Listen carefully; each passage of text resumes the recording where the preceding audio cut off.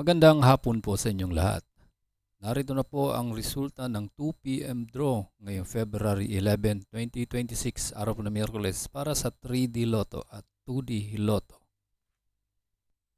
Kung bago ka pa lang sa aking channel, pwede kang mag-like, share, at subscribe para updated kayo sa mga PCSO lottery results araw-araw. Para sa 2 p.m. draw ng 2D Lotto, ito po ang mga winning numbers. 17 and 18 in exact order.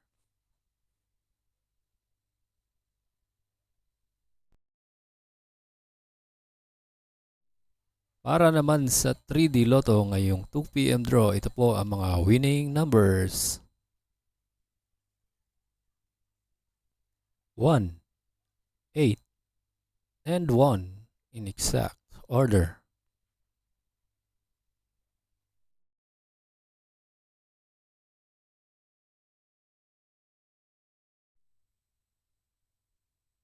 Congratulations po sa lahat ng nanalo. At kita-kits po tayo mamayang 5 p.m. draw.